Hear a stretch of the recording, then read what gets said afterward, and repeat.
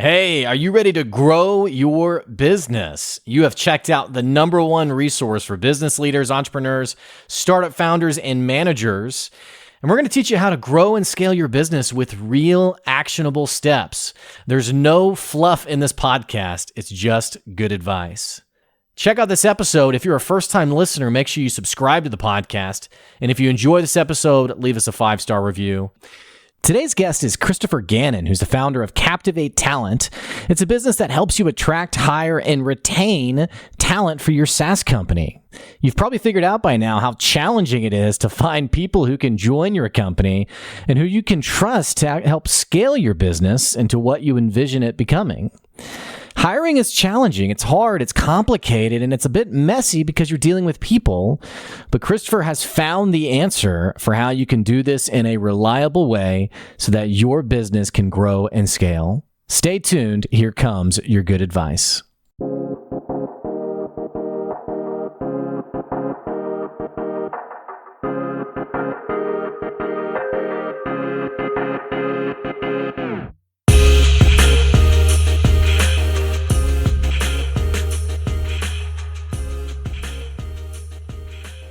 Hey, thanks for checking out another episode of the Good Advice Podcast. We have another guest from our PodMax event. If you've never checked out the PodMax event, we have it every couple of months, and it always brings us some of the most incredible people who are out there. They're killing it. They're making it happen. And today is no different. I'm sitting down with Chris Gannon. He's the founder of Captivate Talent. You've heard me on the show talk about how important it is when you're scaling your business to find good people for your business. Now, as you may notice, I've talked about it's not so much about finding those people. It's actually a lot to do with how do you yourself create a business that people want to work for, that they're attracted to, that you can actually retain high quality people in. Chris does this for a living. We're going to be talking about it today. I'm excited for this episode. Chris, thanks for joining us today. Thanks so much for having me, Blake. I'm super excited today. Well, I'm really thrilled to have you on the show. I think you're going to share so many great insights. First things first, I got to ask you, the jersey behind your shoulder, what's the jersey? Jordy Nelson, man. I'm a Green Bay Packers fan, and I grew up in Jersey, so it's kind of weird. But when I was 5, my favorite color was green. And I was smart enough not to be an Eagles or a Jets fan. Yeah. Well, especially, years later, you've made the right decision.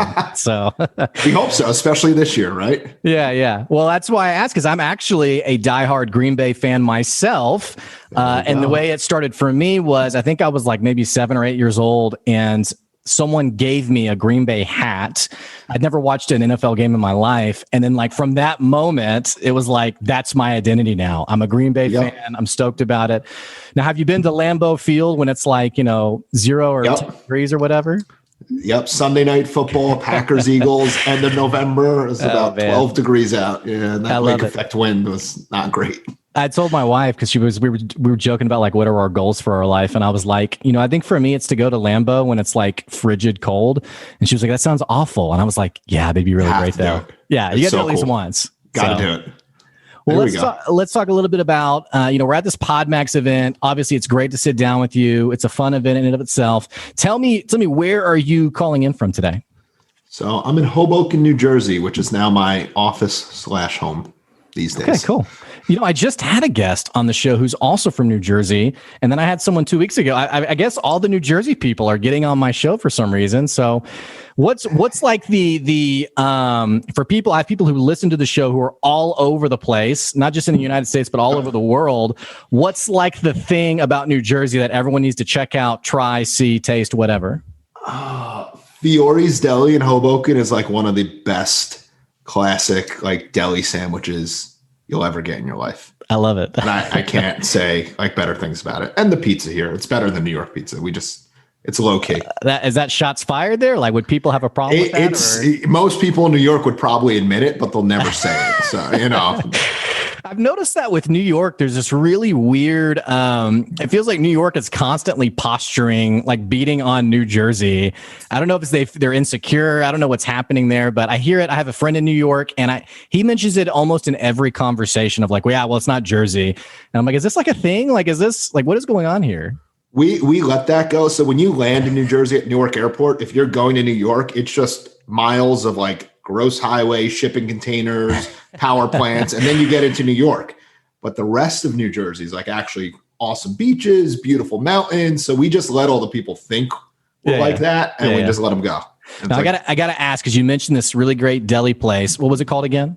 Fiore's Deli. I know what's like the go-to order there. What do people need to pick up? Thursday or Saturday, they have the roast beef special, and it's like this whole roast beef that they cook down in its own juices, and then they put it on a roll with like fresh mozzarella, and it's like so simple. Well, so I mean, naturally, it's almost lunchtime for me. So now I'm starving listening to you.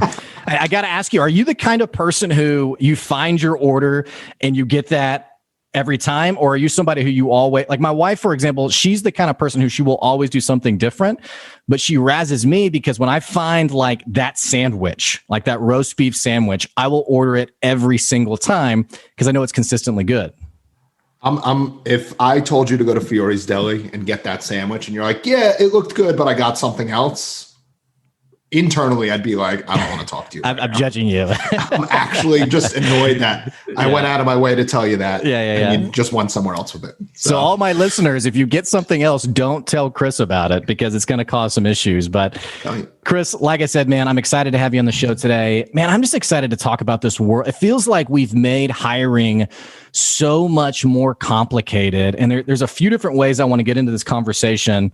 Before we do, though, give the audience sort of like this 30,000 foot view on what is Captivate Talent? What do you do there? I mean, what does this business look like? Tell us about it. So I started Captivate Talent in 2017, and my mindset was to kind of build a better mousetrap. Recruiting's a bit commoditized. There's a lot of people that do it, but it's not done well externally from a lot of agency perspectives. So our focus was to help startups build their revenue teams. So we only focus on placing revenue professionals, so sales, marketing, customer success, and we only work with your early to growth stage startup companies. So seed to Series B, Series C is our bread and butter. And it's because those people need the most help defining, building their hiring process and getting talent in the door. They don't have like a Facebook or an IBM that just puts out a flag and says we're hiring and they get 10,000 applicants. Right. Now, what made you start the business? I mean, why this business? So I grew up in an entrepreneurial family. My grandfather was an entrepreneur. My father was an entrepreneur. My grandmother, in many aspects, was an entrepreneur on my dad's side. So I always had that internal bug in me. So I worked for a really big corporate company out of school, which was the opposite of probably what I wanted to do, but it was what I needed at that time. Taught me a lot of discipline.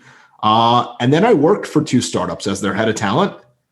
And it was really cool and it was really fun, but I didn't like being a back office guy because that's what you are when you're an internal recruiter at a company. You're kind of a back office guy. Went to a festival called Propelify. Saw a lot of people do like cool entrepreneur stuff, looked around and said, I can do this and I'm going to do it. Yeah. And it was a pretty quick decision, but it was also a long coming decision at the same time. And I started Captivate Talent, and it's actually a real company now. So up until this year, I never called myself a founder because I needed to feel like I really earned it. Yeah. No, it's cool. I was looking at your website and I was looking at your team and I was like, yeah, you never know when people come on a podcast. Yep. Like I had a guy one time who he was like describing all the things that he did. And he was like, I'm a financial expert, I'm doing all these big deals. And I looked him up and he was like just a part-time employee somewhere, like at a deli or something. And I was like, this is not what you told me you were. But yeah, so it's a real business. I'm looking at it right now. You got a real team. Talk to me a little bit. So you've been in business for a few years now. You get a badge of honor because your business is moving forward despite this crazy pandemic that we're in. Talk to me about what the journey of, you have your own startup, you have your own business, for those of us who were in the thick of it ourselves, what's this past few years been like for you? The first year and a half, it was actually kind of easy because I knew recruiting and I was just really managing myself and then like one other person and, then 2. And that was kind of like, I've done that before. I've managed 2 people I've managed big teams before. So that wasn't necessarily that hard. And it wasn't necessarily hard to start a business. Everyone was like, congratulations, you started a business. I was like, legal Zoom, $500. And that's about it. Built a quick website, and it wasn't hard to start it. Right. But then over the last year, especially, like growing, sustaining, and enduring were the big things. I mean, 2020 was supposed to be like third full year in business. That's like, I'll pay myself. I'm going to do some big things in life, and we'll really scale. Maybe we'll go get some external investment because we've been bootstrapped up until this point. And then March happened, and it was like, our business didn't slow down. It stopped. Like the lights got turned off from a client perspective, and it was scared. Like everyone was scared. And as a business leader, you have to sit there and be like, I'm not scared. And you're like, what do you mean I'm not scared? Internally in your head, you're like, I'm terrified. It's a global pandemic. We have no business. Our clients stopped calling us. What are we going to do? And I kind of made the decision to press on and let's keep it together and hold everyone together as long as possible. Cause I didn't think it was right or healthy to lay people off or furlough them in the middle of like a global pandemic. And we came out of 2020 like gangbusters. I mean, the last few months and what this year looks like so far is really, I think, a true testament to the team that got us through this and endured.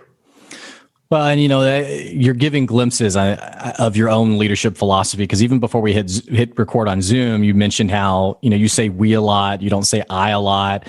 Right there, you didn't brag on your own, which I'm sure you are an incredible leader in your own right. I mean, any business that made it through COVID this last year, I mean, that has a level of leadership quality that not a lot of businesses have. But even hearing you talk about your team and how great they are, I mean, that says a little bit about your perspective when it comes to helping other businesses find talent, recruit talent, retain talent.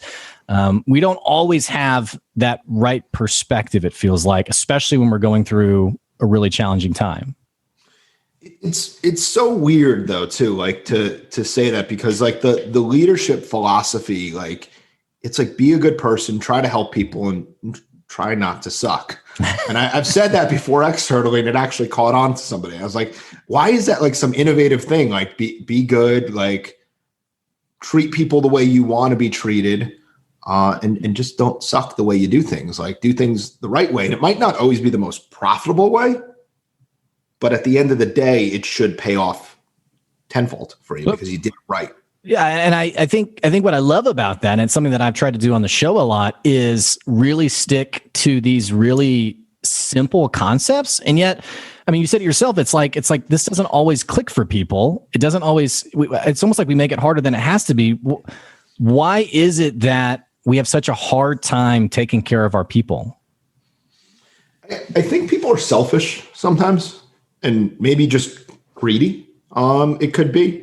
Or people don't put themselves in that perspective of like, hey, maybe I need to offer health benefits off the bat because, God, what if I was 26 years old, just came off my parents' health benefits and had to go to the doctor and something was actually wrong? Like, how would you be able to focus on work if you're thinking about that every day or every time you don't feel good?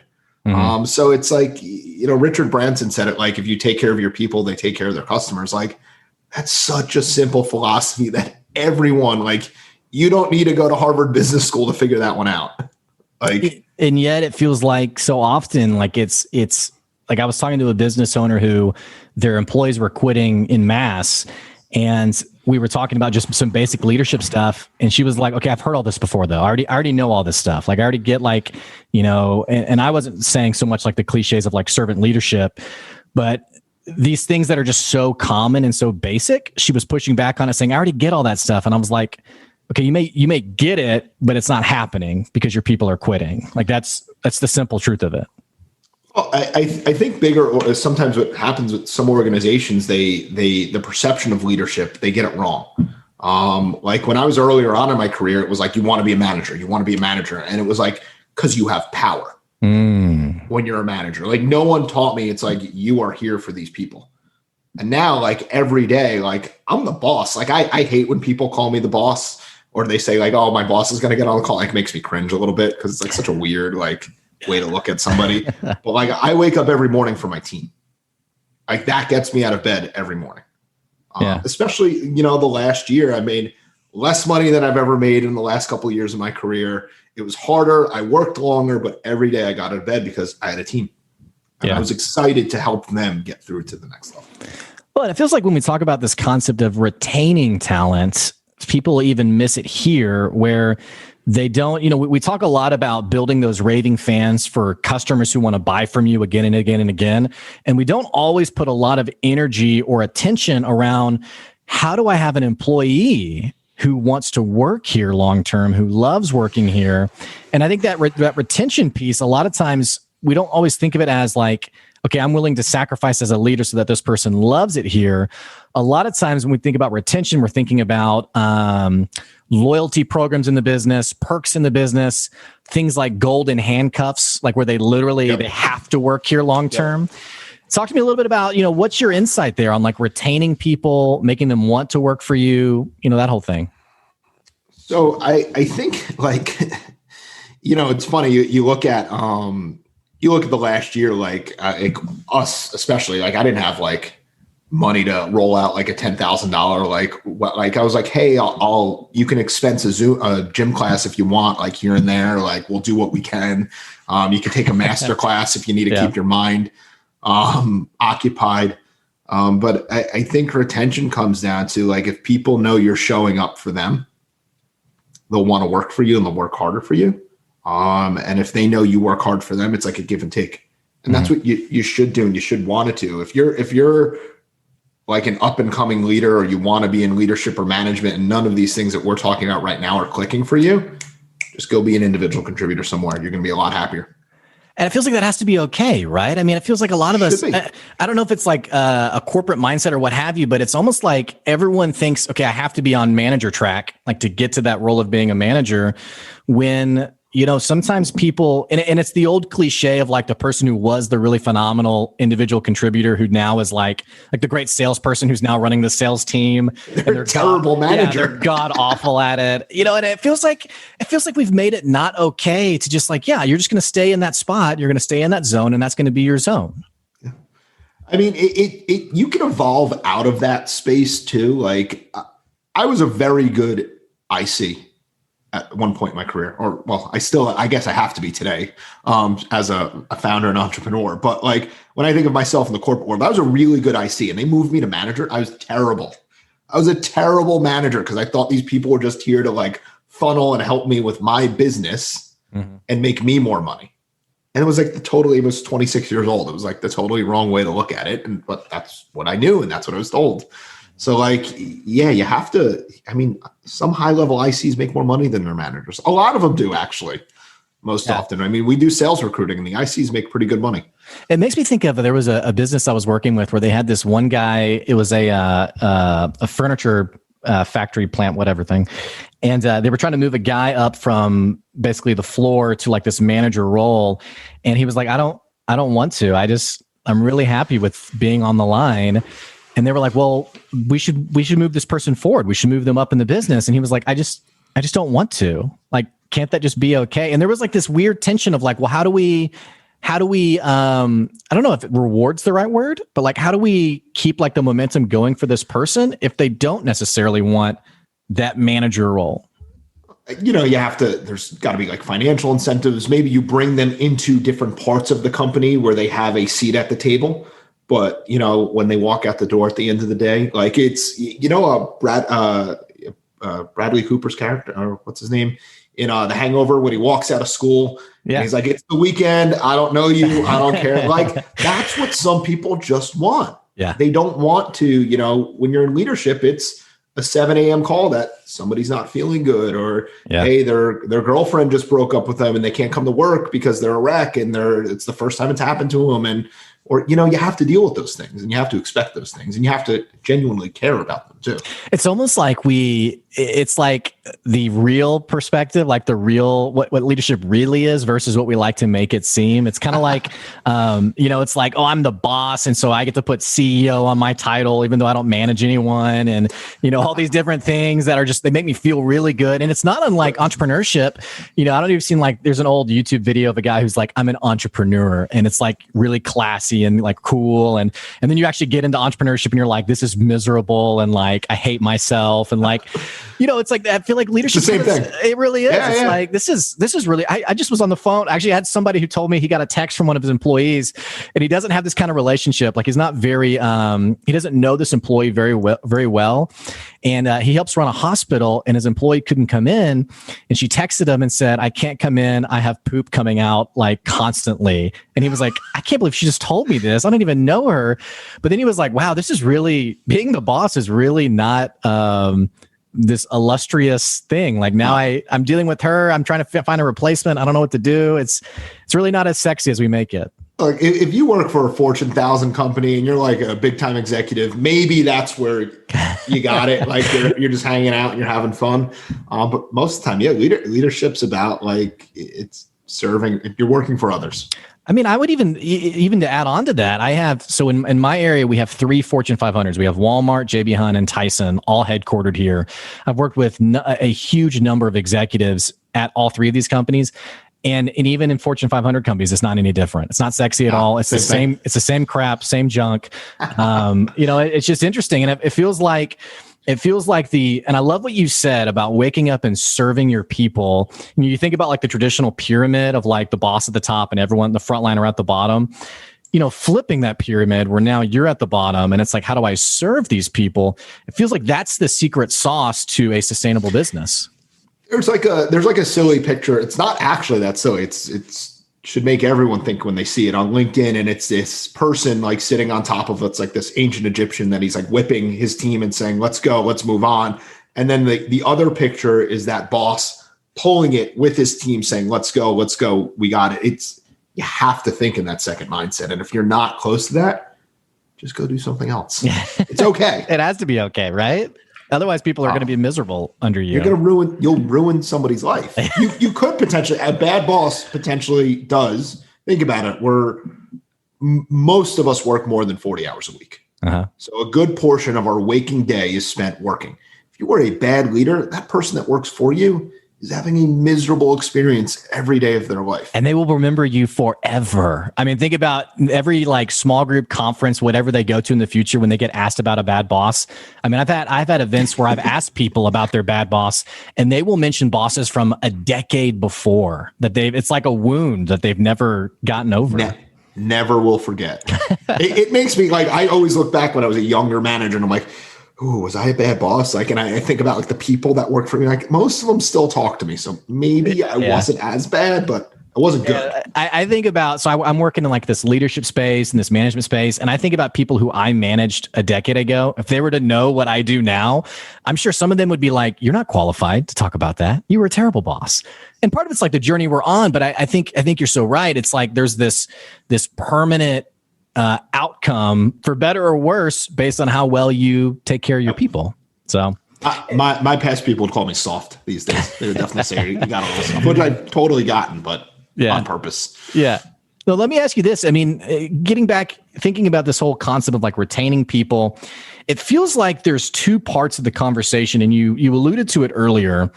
There's this part that is very tangible around incentives, paying your people. And one really easy example here is I had a person who she was hiring for a position. She told me the average starting pay was $70,000. And she said, I need to find someone who's going to take $35,000. So you have that piece of it of like, how do I find people without actually dealing with the tangible stuff? And then you have this other piece of it where people are getting those financial incentives, but they're miserable there. They don't feel like they matter. The culture's really toxic. They're working on the weekends, what have you. It feels like a lot of times we don't realize that both of these things are important. Either you have a company that, they do maybe pay their people well, but it's really toxic. Or, I've worked in businesses before where it's like, hey, we're just all here to give back. We don't really pay people. We just want to give back. And I'm like, okay, well, I'd like to give back and also be given to, if that's okay. Talk to me a little bit about these 2 worlds that we kind of find ourselves in sometimes.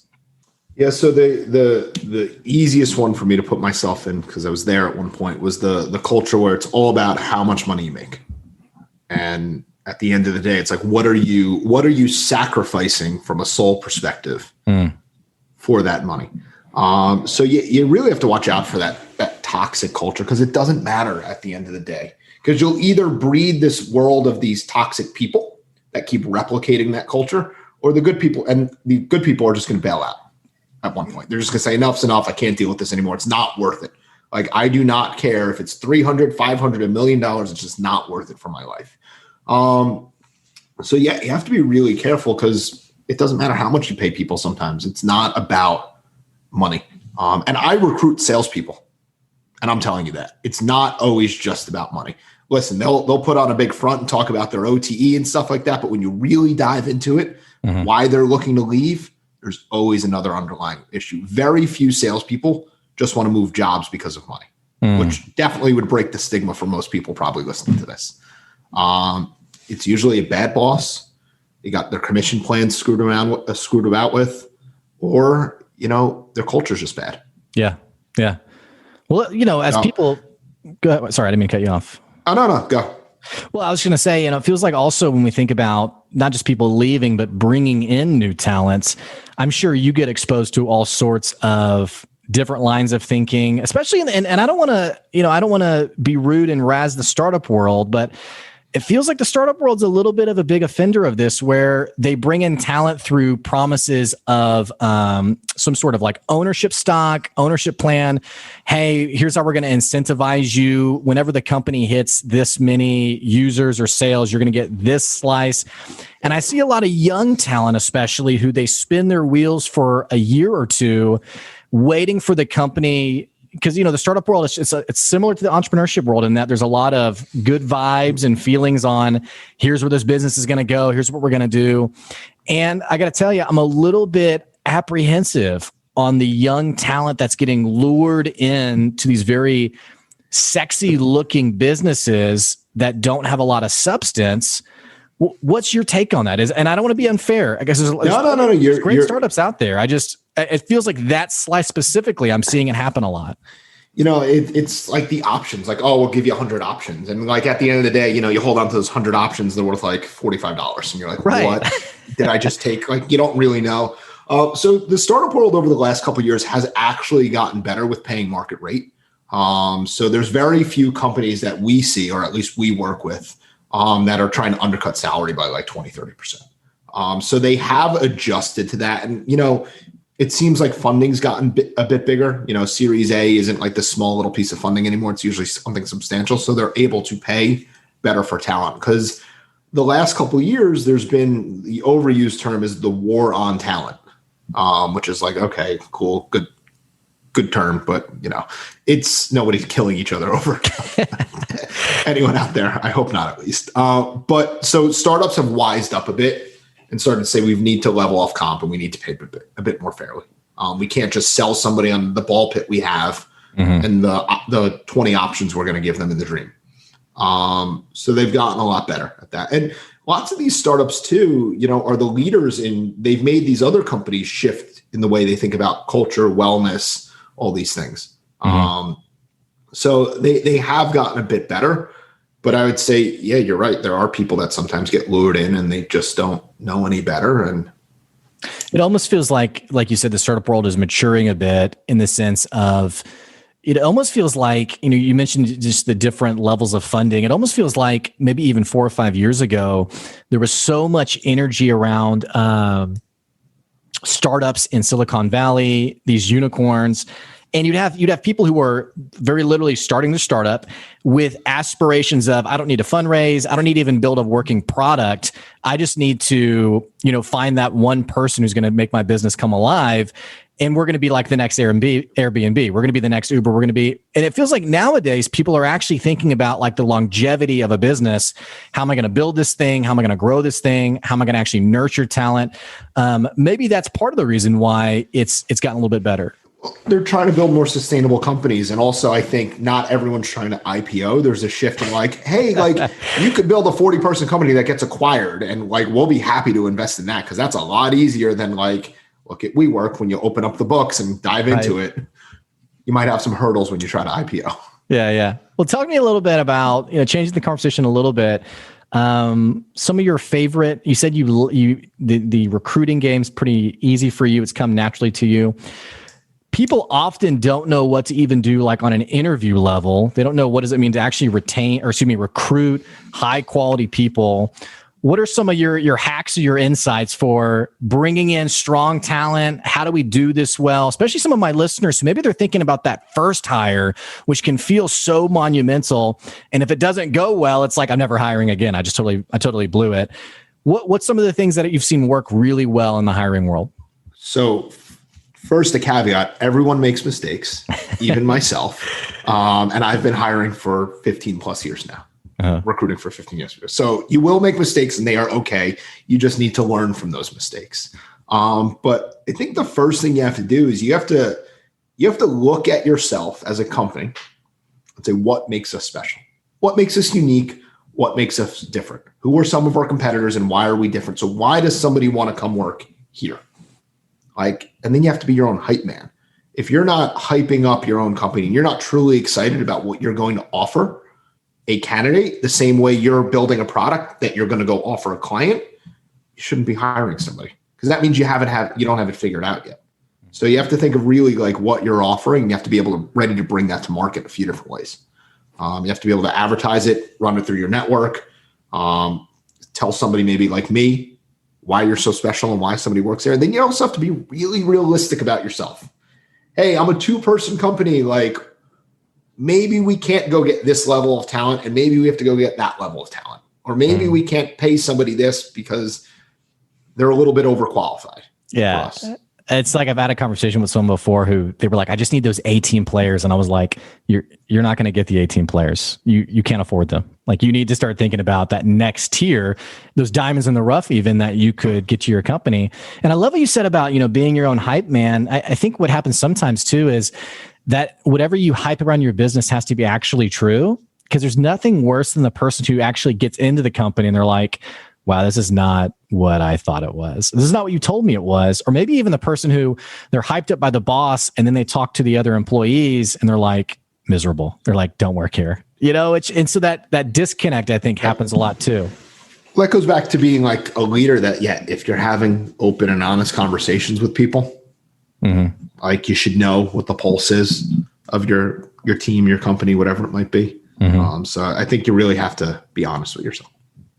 Well, let me ask you about a couple of other hiring strategies, and I'm going to call them strategies a little tongue in cheek, because I don't know if I'd call them strategies, but I use LinkedIn pretty heavily. I don't know if you use LinkedIn a lot. I see these concepts put on LinkedIn often. And I'm just curious, since you work in the hiring world, I'd love to get your perspective on it.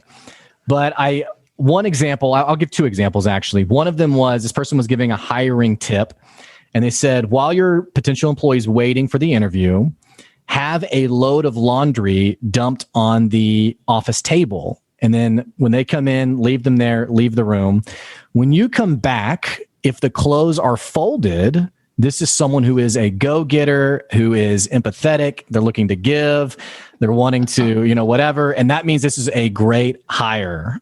The second example is when a potential employee comes in, offer them a cup of coffee or a glass of water, what have you. And then when the interview is over, if they offer to, hey, can I go clean out my cup for you? Again, this is someone who's a giver. This is someone who you need to promote. I mean, this is someone who really gets it. And if they just leave the cup there, this is someone who is selfish, who doesn't think about the business as a whole. And even if the interview went great, they're probably not a great hire. I would love to get your take on those 2 examples. These are examples, by the way, that I saw and actually have seen. They're real. They're real examples with real likes on it. I'm talking hundreds of likes. Yes, comments. Oh my God. Love this. Do it. You're the hiring guy. I mean, tell me. What's going on here? Look, if you're going to build, I'd love to see how big those people's companies are, because they're probably president of a 1-person LLC that has their name on it. If you're hiring based upon if somebody folds laundry for you, like, you are off the reservation. Like, that is so insane. I'll give you a real example of something that I've seen before. I've taken people out to lunch and I've paid attention about like how they interact with the waitstaff, because that sometimes can show you empathy and ego. too. Sure. Like, are they acting like they're above somebody that's serving them in some way, shape, or form? So that's like maybe a normal way to do it. But, even the cleaning out the cup, like somebody might be so focused or so nervous or so excited, like they don't even think about that cup of coffee that's sitting next to them because they're so locked in, and they're going to get up, walk away, and you're going to be like, oh, you didn't clean out your cup. Yeah. Like, oh my gosh. Like there's so much bad advice on hiring out there. And it's like one of them, hire fast, fire fast. Like, hire fast. Why? Why would you rush a hiring process? You're about to ask somebody to commit a half of their waking day or waking week to you. And you're going to just blow them through a hiring process real fast so you can get them in the door and then make a quick decision on somebody. Like the LinkedIn pundits, it's kind of like there's just so much bad advice out there. How do we, it's interesting because it feels like there's so many, not even controversial, but just conflicting perspectives. How does a business owner, like, what hope do we have as business owners to, I'd have no problem saying, hey, if you want to learn about hiring, you need to talk to Chris. Like, this is someone who's going to give you the right perspective. But like, for people who don't know you, they're just they just desperately want that strong hire. Like, what hope do we have to have the right perspective with so much bad advice? You know what? It's like a society thing. Like, we just want this instant version of advice just served to us without any thought put into it. So I think, and I see these same posts on LinkedIn, they drive me absolutely bananas, and it takes everything in my power not to just get on my keyboard and start boring on LinkedIn with people. Yeah. But nobody wants to check into who these people are giving out this advice. Like, if you jump in and you see a really good piece of advice or you think it's good, and you click on somebody's background, and again, it's like, is this person hanging out at a deli part-time? Have they run their own one-person company for the last 5 years? Maybe they're not the best person to listen to from hiring advice because the last time they did it was 15 years ago. Like, who is actually giving you the advice, and are they a specialist in this area? Like, do they know what they're talking about? Do they see it both internally and externally every day? Are they living in it? Like, that's the person I want advice from. Like, I don't want sales advice from the guy who did it 10 years ago and worked at one cool company that ended up going public while they were there. I want somebody who's the VP of sales, running a team of 25 people right now. Like, that's who I want to ask questions about sales too. Pioneering. They're out making it happen. Yeah. So you have to be careful with the consultants and the pundits and the LinkedIn celebrities, or whatever you want to call them. Celebrities is the nice word. Yeah. Yeah. Well, Chris, this is don't do those two things, by the way. Do not do those. Well, man. Chris, this has been such a fun conversation. Man, I feel like we just scratched the surface. We're running towards the end of our conversation. Tell my listeners, for people who they want to connect with you, they want to follow up with you, maybe they even want to work with you. What does that look like for my listeners to engage with you? Yeah, so CaptivateTalent.com is our beautiful website that was redone over COVID. One of my employees decided to take it upon herself and build it from the ground up again. So always going the extra step. That's a good tip for anybody who wants to work for us or work in a company in general. Our LinkedIn is Captivate Talent. You can find me on LinkedIn, Chris Gannon. And in terms of people that want to work for us, we are hiring, but you just have to get in touch with me because a good recruiter should be able to get in touch with me aside from just applying to a job. I love it. Chris, thanks for coming on the show today. I appreciate it. Blake, this was awesome. Thank you. Appreciate it. Hey, for everybody listening, I'm going to put those links to CaptivateTalent.com. I'm also going to put Chris's LinkedIn profile down in the episode description below. Make sure you check out their snazzy new websites and absolutely connect with Chris, especially if you're thinking about making your next hire for your business. You want someone like Chris in your corner who can help you give you the right perspective. Hey, if you've been listening to this podcast and you're enjoying this episode, what the heck are you waiting on? Click that subscribe button so we can keep bringing you good advice wherever you are. And hey, don't forget, we are on Patreon. Go to patreon.com/goodadvice. If you want to buy me or my guest a cup of coffee, or hey, if you even want to promote your business on the podcast, you can do that on our Patreon. Again, it's patreon.com/goodadvice. Hey, thanks for supporting the podcast. Thanks for listening. We appreciate it. And hey, we'll catch you later. See ya.